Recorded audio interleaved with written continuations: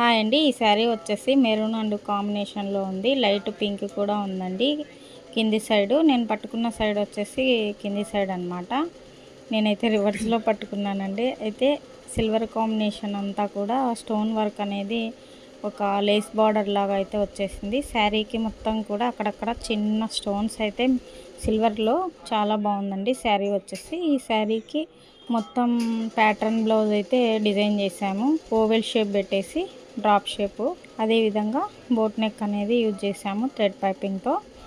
మొత్తం కూడా stone work అనేది శారీలో కాంట్రాస్ట్ రాకుండా సేమ్ కలర్ అయితే వచ్చేసింది అనమాట. దానికి మనం ఇలా స్టిచ్ చేసాము.